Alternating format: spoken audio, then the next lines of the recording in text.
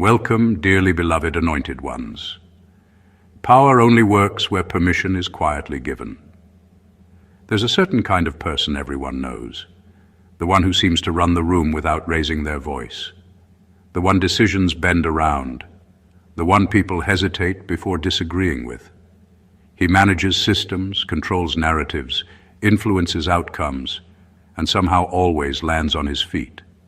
Titles may change, faces may rotate, but his grip stays firm. And most people adjust themselves automatically when he walks in. Tone changes, posture straightens, opinions soften. Not because he asked them to, but because power has a way of training people without ever sending out a memo. Here's the part nobody talks about.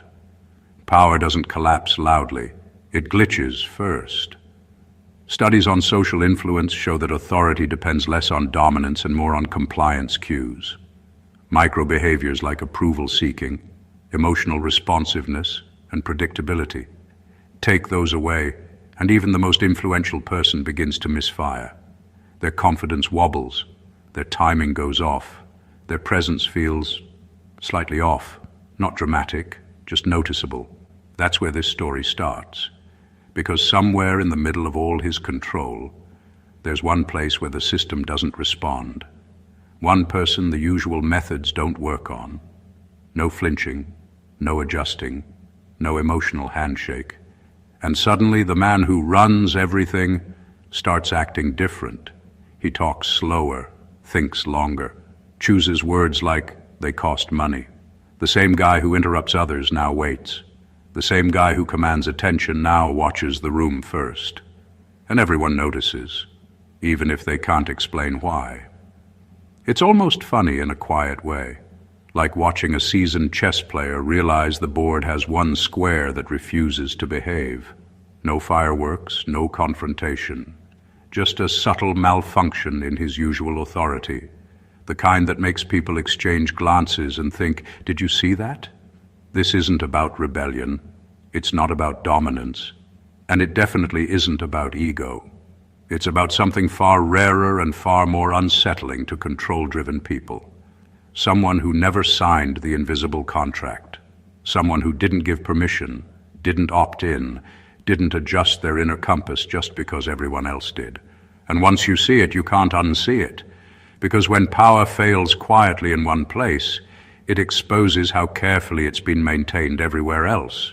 Number one, he controls people, but he can't control someone with discernment. He's used to moving people like pieces without touching them. A look here, a tone shift there, a carefully placed comment, and most people fall right into line. Not because they're weak, but because they're unaware. Control works best when it feels invisible, but that entire system breaks down the moment discernment enters the room. Discernment doesn't argue, it doesn't announce itself, it doesn't react on impulse. It simply sees what's actually happening underneath the surface, and that alone is enough to ruin the play. With you, his usual tools don't land. You don't respond to pressure the way others do. You don't get pulled in by praise, urgency, fear, or flattery. You pause, you observe. You let things unfold before you commit emotionally or mentally. That pause is what unsettles him. Because in that pause, you're not absorbing his narrative, you're evaluating it. He can feel the difference, even if he can't name it. That's why he behaves differently around you. He becomes careful, almost restrained. He chooses his words like he's stepping around glass. He senses that you're listening for what isn't being said, not just what is, and that awareness puts him at a disadvantage. A controlling person depends on speed and emotional momentum. Discernment slows everything down. It forces clarity. It exposes gaps in logic and intention without needing confrontation.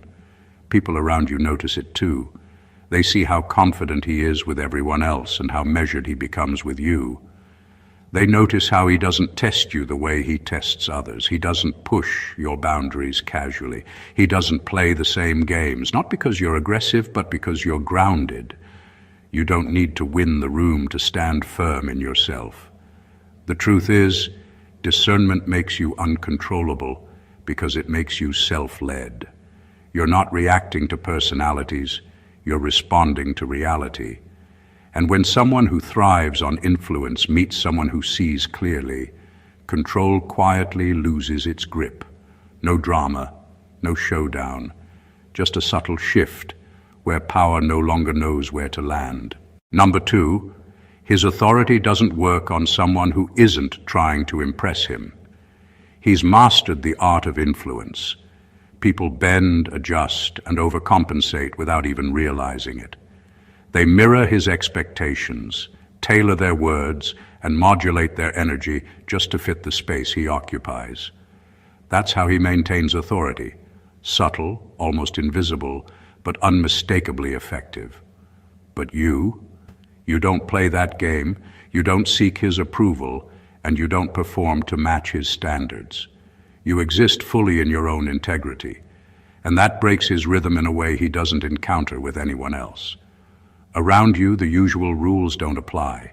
The strategies he relies on, the charm, the pressure, the carefully timed gestures, fall flat.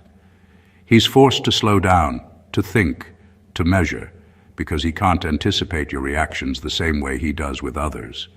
That's what makes him uncomfortable. People notice it immediately.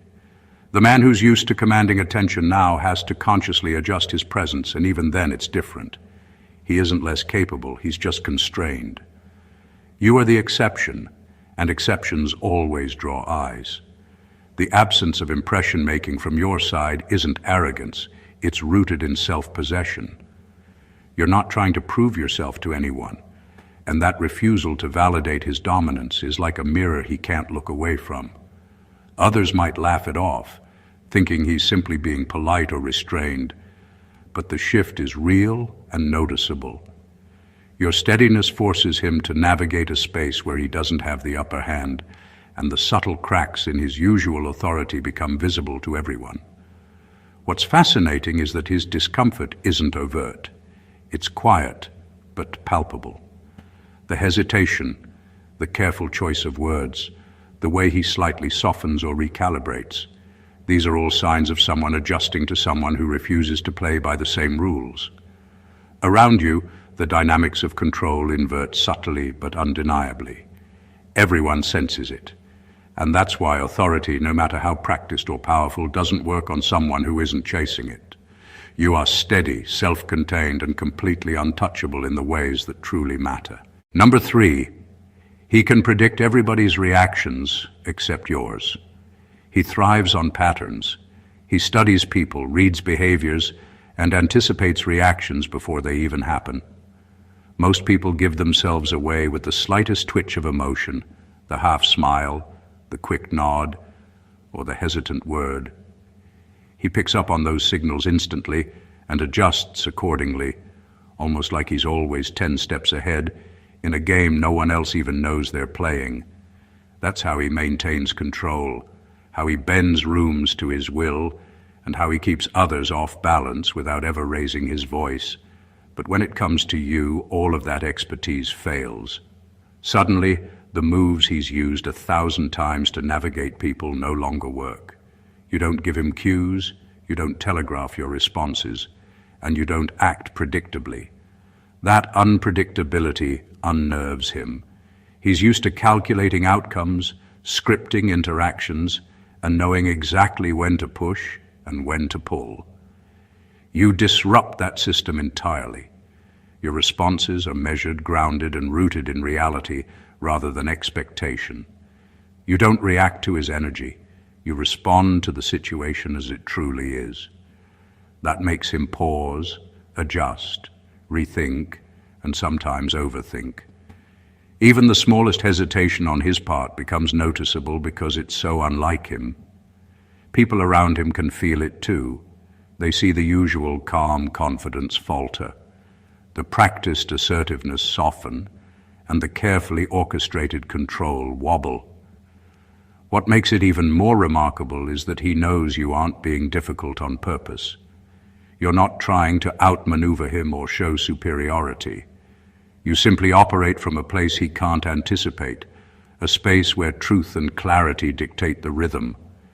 And that is the kind of power no one can prepare for, the kind that leaves someone used to mastery quietly recalibrating in your presence.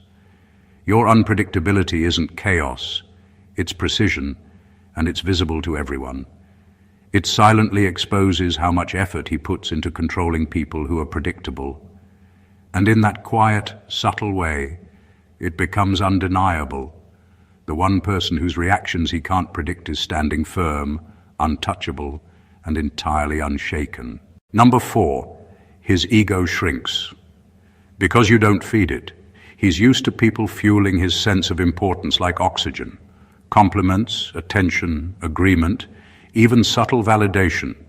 All of it keeps him inflated, confident, and in control. Around most people, he walks into a room and his ego fills every corner without effort.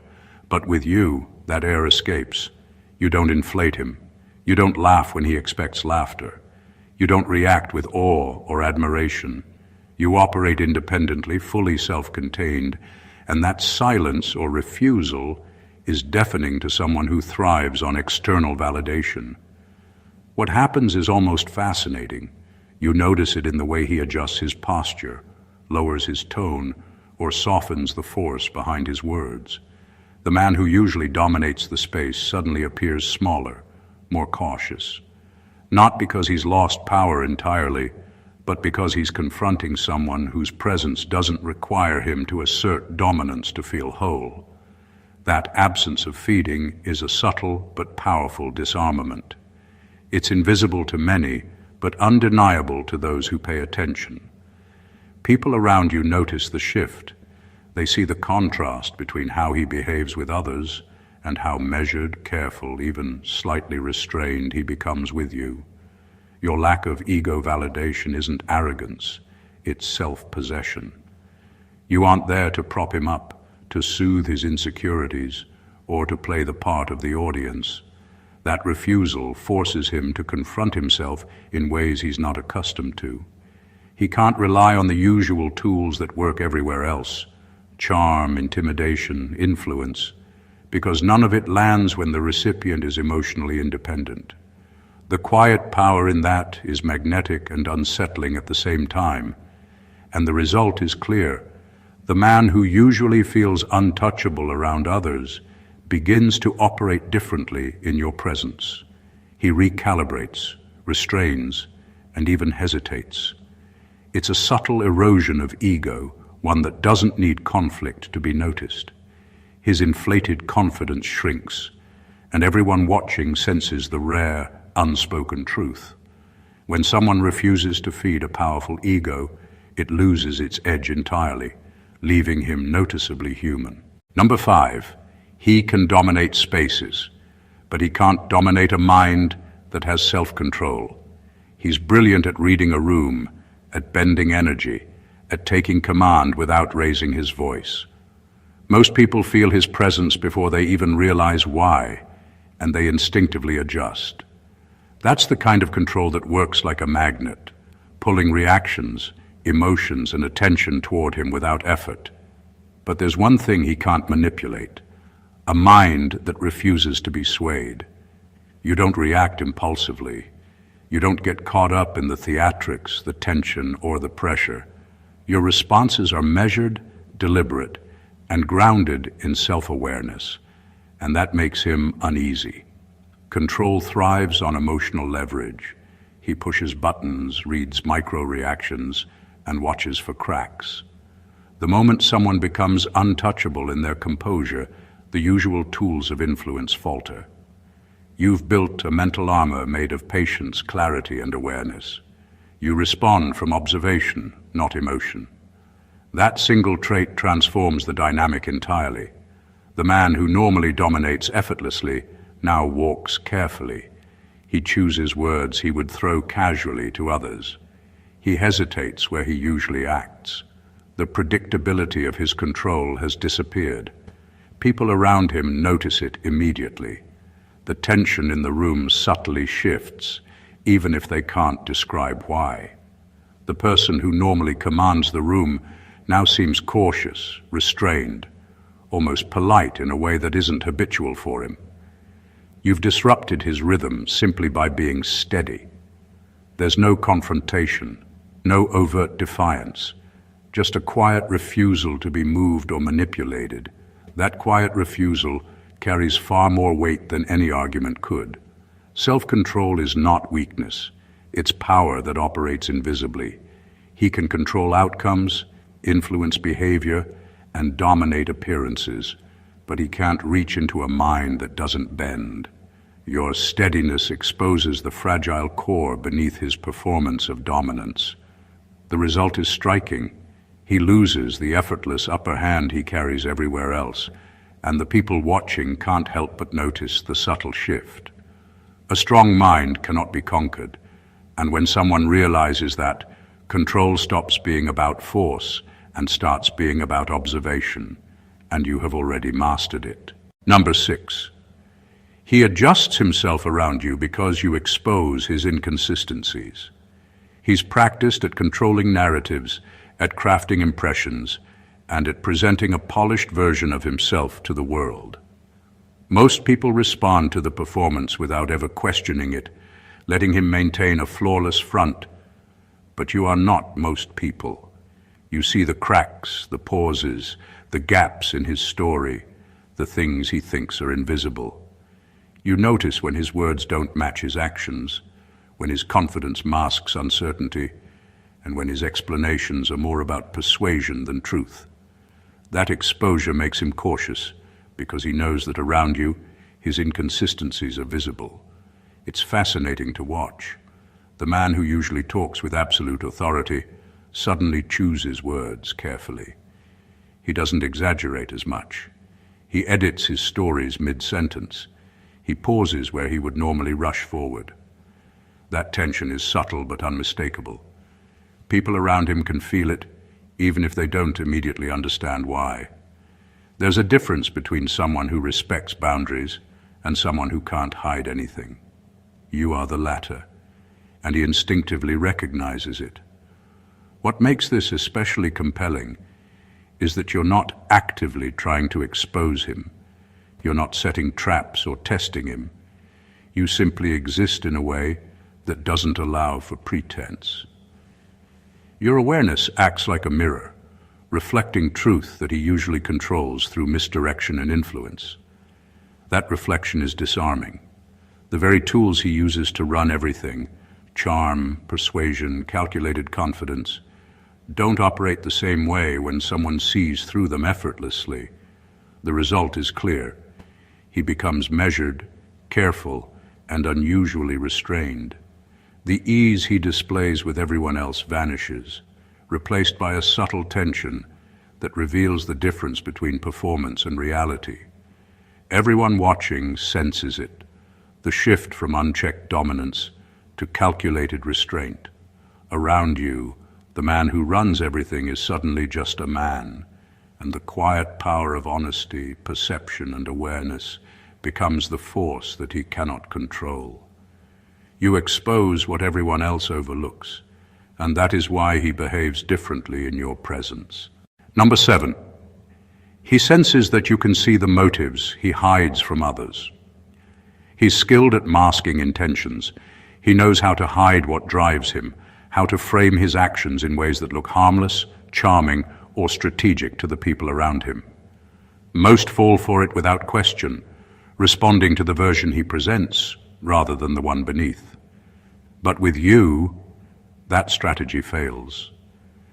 There's something about your presence that forces transparency, a way of observing that doesn't rely on what's said but on what's real. He feels it immediately, an unspoken awareness that you can detect the motives he spends so much energy concealing. That realization changes his behavior. He slows down. He measures his words.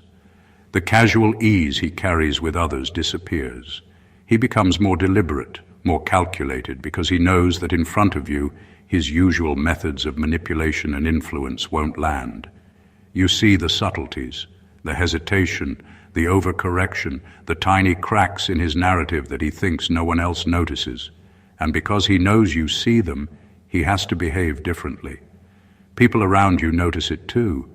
They see him adjusting, softening, or walking on eggshells in ways that are uncharacteristic. The confidence he projects elsewhere is tempered by restraint in your presence, and that shift is impossible to miss. What makes it even more powerful is that you don't call him out, you don't dramatize the insight. You simply exist with clarity, and that alone exposes him. This dynamic is both unsettling and revealing. You aren't trying to undermine him, you simply operate from truth, and truth is impossible to disguise. His discomfort is a testament to the power of perception when paired with self-possession. He senses that any misstep, any hidden agenda, any attempt at subtle control will be transparent to you. And that is the kind of pressure no one else can create, the kind that forces even the most confident person to tread carefully. Around you, he can no longer rely on illusions or hidden motives. Your clarity exposes him, and everyone else notices it too. It's silent, undeniable, and profoundly disarming. Number 8. His influence fails. Because you're not emotionally dependent on anyone. He thrives on dependency. His power feeds off people needing him, needing his approval, his attention, his validation. It's subtle, almost invisible, but once someone relies on him emotionally, he controls the room with ease. People act differently around him because they want something from him, or because they fear losing what he represents. That's how influence works. It's not about truth, it's about leverage. But with you, all that leverage disappears. You don't need him for anything he usually offers. You stand on your own. Your emotional independence breaks the rhythm he's so accustomed to. Because you aren't dependent, his usual strategies fail. The charm, the pressure, the micro-manipulations, all of it lands flat. You don't react the way others do. You don't give him openings to exploit.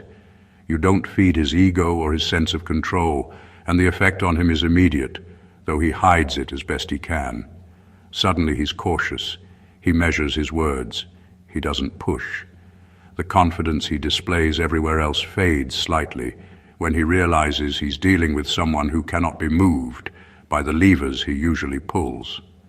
Others notice it instantly. They see how he behaves with everyone else, commanding, assertive, almost untouchable, and then watch him navigate a completely different dynamic with you. There's a subtle tension, a carefulness, almost a sense of restraint. People sense that he doesn't have the usual hold, and that quiet shift changes the energy in the room. What makes this so powerful is that it isn't about rebellion, defiance, or confrontation. You're not actively resisting him. You simply operate from self-sufficiency. Your emotional independence creates a space where influence cannot take root. And that's what makes you untouchable in a way that's obvious to everyone paying attention. You don't need him, and that alone disarms someone whose authority is built on dependence. Your freedom exposes the fragility of his influence, and everyone around you notices it without a word being spoken. Number 9, he realizes you don't fear losing him, and that's where his power collapses. He wields influence like a silent currency.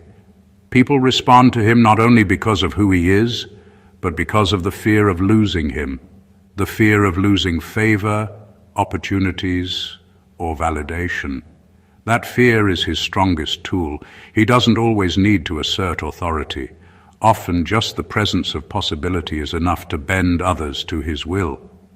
But with you, that currency holds no value. You don't fear him. You don't measure your worth by his attention or approval. You exist fully in your own strength, and that destroys the foundation he relies on. When he senses that you aren't afraid of losing him, everything changes. His usual ease falters. The strategies he uses so effectively on others, subtle pressure, charm, even intimidation, become ineffective. He can no longer rely on the weight of expectation or perceived consequence. Around you, he must tread carefully because he knows that nothing he does will create panic, compliance, or insecurity. The balance of power, which is usually invisible, becomes awkwardly tangible. People around you notice this immediately. The man who commands confidence and control with most people becomes restrained, calculated, almost hesitant in your presence. His energy, normally dominant and unshakable, carries a subtle tension that wasn't there before. It's visible to anyone paying attention, the cracks in what he usually projects, the unusual carefulness in his interactions, the tiny adjustments he makes to avoid missteps. What makes this profound is that you don't even have to challenge him. You don't push, you don't confront, you simply refuse to operate from fear. And that refusal is more disarming than any direct opposition. His authority, built on the unspoken pressure of fear, loses its grip completely because fear doesn't exist in your world. By not fearing him, by refusing to let him define your value or control your choices, you quietly collapse the power he wields over everyone else. And in that collapse, everyone sees the rare truth. The only person whose presence weakens him isn't defiant. She's simply unshakable. Number 10, he runs on people's complaints, but you don't overshare. He thrives on information, especially the kind that others unwittingly provide. Complaints, confessions, frustrations, they're his fuel. Every slip of vulnerability is a tool he can use to shape outcomes, influence decisions, or gain leverage. Most people hand him these pieces willingly, often without realizing the power they're giving him. But you don't play that game. You keep your world contained. You don't overshare. You don't volunteer your thoughts, your struggles, or your emotions to someone whose energy is designed to exploit them. And that, more than anything, unsettles him. Without the usual supply of personal information, his strategies falter. He can't predict your reactions, can't anticipate leverage points, and can't manufacture influence the way he does with others. He's forced to engage with you on a level that doesn't involve manipulation or control, and that unfamiliar terrain makes him cautious. The casual authority he wields everywhere else disappears. He has to slow down, measure his words, and carefully navigate interactions that would normally be effortless for him. People around you notice the shift immediately. The man who dominates conversations with subtlety, who thrives on steering dialogue and extracting information, behaves differently when he's around you. He doesn't interrupt, he doesn't pressure, and he doesn't attempt to pull strings behind the scenes. His usual energy, the one that bends rooms and shapes responses, is muted, replaced with a strange carefulness. Everyone sees it, even if they can't put it into words. There's a difference in how he operates when someone refuses to hand him the tools he needs. Your discretion isn't about secrecy or avoidance. It's a display of self-possession. By keeping your inner world intact, you deny him the leverage he counts on. That quiet resistance, this simple refusal to overshare, removes his power over you completely. And the result is unmistakable. The man who seems to control everything is suddenly contained, cautious and restrained, while everyone watching senses the invisible line he cannot cross. Number 11, he can intimidate others, but he can't intimidate someone who's faced worse. He's a master of creating pressure, a look, a tone, a carefully calculated remark. He knows how to unsettle people, to make them second-guess themselves, and to bend them to his will. Most people respond because they've never faced storms like him. They rely on him to maintain order in chaos, or they fear the consequences of defiance. But you are different. You've faced hardships, challenges, and realities that dwarfed anything he could throw at you. Intimidation doesn't work on someone who has already stared down worse situations and emerged whole. That history, your resilience, acts as an invisible shield. He can sense it immediately. The usual tactics, pressure, sarcasm, subtle threats, charm, or control don't land. Your reactions are measured, steady, and unshaken, and that is disarming in a way he's not accustomed to. Around you, he pauses where he would normally strike. He thinks before he acts. His usual energy of dominance softens into something calculated and careful, and the people around him notice it instantly. They see the confidence he carries with others diminish slightly, replaced by restraint that isn't habitual for him. Your strength doesn't come from aggression or defiance. It comes from experience and self-possession. You don't need to prove anything. You don't need to fight. You simply respond from clarity and composure. And that simple truth is terrifying to someone who depends on fear and leverage to maintain influence. The effect is subtle but undeniable. He operates differently around you because he senses that nothing he does will shake you emotionally. The tension that intimidation usually creates evaporates, leaving him exposed in a way that is visible to everyone. Your calm, grounded presence silently communicates that his power has limits, and that the one person he cannot rattle stands confidently, untouchable, and fully aware. Around you, intimidation loses its value entirely, and everyone watching recognizes it. Number 12. His charm has no effect because you don't romanticize people.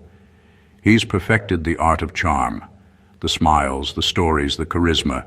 It's a toolkit designed to draw people in, to make them see him as more than he is, to bend perceptions in his favor. Most people fall into it without resistance. They create narratives around him, fill in gaps with idealization, and respond with admiration or deference. But you don't play that game.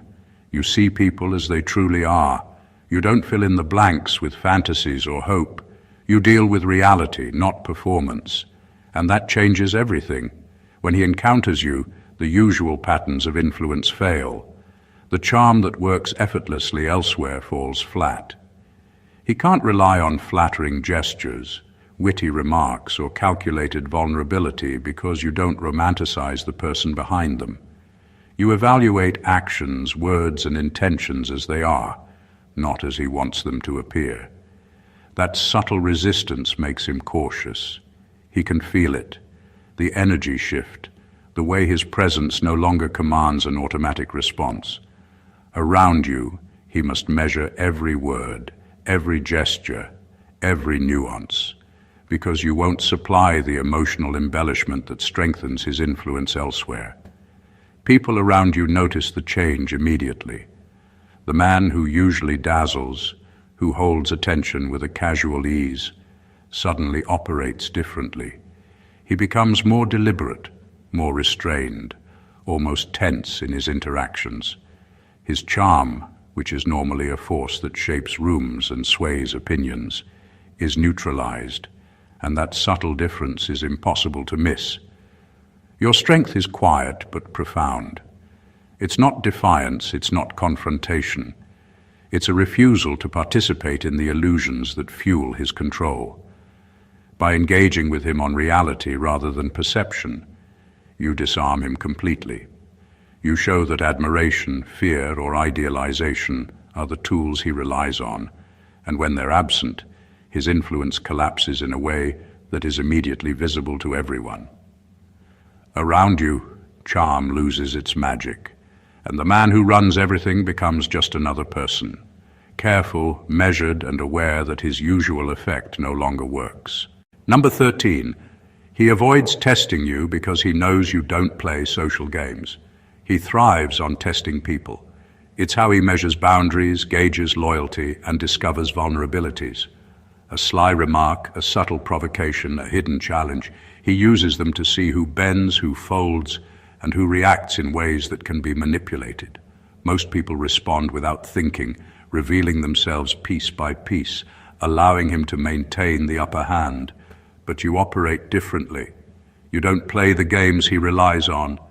You don't engage in the setups, the tests, or the invisible challenges.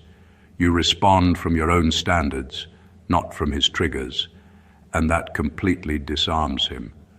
Because you don't participate in his games, he hesitates. He doesn't throw out the usual subtle provocations because he knows they won't work. The energy he normally uses to manipulate situations, calculated pressure, strategic charm, or orchestrated tension, loses its effect. Around you, he becomes deliberate, cautious, and unusually measured. The confidence he displays with others, the ease with which he maneuvers social dynamics, is replaced with restraint and calculation. People notice it immediately. The same man who moves through rooms effortlessly now navigates your presence with a different rhythm, adjusting his approach in ways that are subtle but unmistakable. Your refusal to engage isn't about resistance or defiance, it's about self-possession. You don't have to prove yourself, react on cue, or feed into dynamics you don't agree with. That quiet independence removes his leverage entirely. The very tools he relies on, tests, manipulations, and social pressure, cannot operate in a space where boundaries are clear and reactions are measured. The result is profound. He walks into interactions knowing he can't predict outcomes, can't exploit weaknesses, and can't bend you to his designs. Around you, the man who seems to control everything loses his confidence and ease. His usual dominance is neutralized without a single confrontation. Everyone watching senses it. One person refuses to play, and suddenly the master of social games becomes careful, deliberate, and contained, exposing the rare truth that some people simply cannot be manipulated. Number 14. He knows that standing against you would expose his weaknesses publicly. He's used to being untouchable. He can challenge, confront, or dominate most people without consequence because the systems around him support his influence. His authority depends on others bending, compromising, or staying silent, and that creates an image of control that seems absolute. But with you, that illusion is fragile. He knows that any direct opposition, any attempt to assert dominance, or even a subtle move against you could reveal cracks in the facade he maintains so carefully. You have a presence that highlights inconsistencies, exposes vulnerabilities, and makes hidden weaknesses visible, and he feels it immediately. That awareness changes everything. He doesn't confront you the way he does others. He doesn't push boundaries casually because he understands the risk. Any misstep in your presence could show people what he's been hiding, how much of his authority relies on perception rather than substance. The usual confidence, the casual superiority, the seamless control.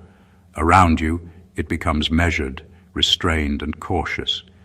You don't even have to engage him aggressively. Your mere presence forces him to operate within limits he rarely respects elsewhere. People around you notice it instantly. They see a shift in energy, a subtle tension in how he carries himself. The man who dominates effortlessly with everyone else now chooses words carefully, adjusts tone, and walks a fine line to avoid exposure. It's not intimidation that keeps him in check. It's recognition that you see too clearly. You illuminate what others overlook, and that clarity neutralizes the performance he depends on to maintain control. What makes it so striking is that you don't need to act. You don't need to challenge him. Your awareness, your grounded presence, and your refusal to participate in manipulation are enough to disarm him completely. Around you, the man who seems to run everything is suddenly cautious, deliberate, and constrained. Everyone watching senses it. The person who cannot be used, manipulated, or controlled exposes the subtle vulnerabilities even the most powerful try to hide, making your presence quietly, unmistakably commanding. The truth is simple yet profound. Power, influence, and control are illusions that only work when the people around them give permission. The man who seems to run everything, who bends rooms and minds effortlessly, relies entirely on predictability, fear, and dependency. But when he encounters someone who sees clearly, refuses to be manipulated, and operates from self-possession, all of his tools fail. Your discernment, emotional independence, clarity, and grounded presence quietly dismantle the systems he builds. You don't need to fight, argue, or perform any act of defiance. The strength lies in your refusal to participate in the games that empower him. Every subtle shift in his behavior, the hesitation, the careful word choice, the rare restraint, is proof of an unspoken truth. Around you, his influence collapses. You expose inconsistencies without speaking, deflate egos without confrontation, and render manipulation powerless simply by being unshakable. People notice. They see the difference in the room, the way confidence falters, the way control is lost quietly but unmistakably. That's the power of self-possession. That's the rare force of someone who refuses to feed anyone else's illusions. And it goes deeper than control. It's about freedom, the freedom to operate from truth, the freedom to observe without compromise, the freedom to remain untouchable in spaces where most would bend. It's about showing that influence, no matter how practiced or pervasive, has boundaries. And those boundaries are defined by one simple thing: your awareness and your refusal to give permission. You don't just survive his presence, you neutralize it, not with confrontation, but with clarity, composure, and unwavering self-possession. So if this resonated with you, if you recognize the power of operating from your own truth, make sure you stay connected. Hit that subscribe button to join our community of people who refuse to be controlled, who seek clarity, and who stand unshakable in every environment. Like this video if you found value in these insights. Comment below to share your thoughts or experiences. And don't forget to share this with anyone who needs to see the difference between true self-possession and manipulated obedience. Your presence matters, and your clarity has the power to shift everything around you, just like it always has. God bless you.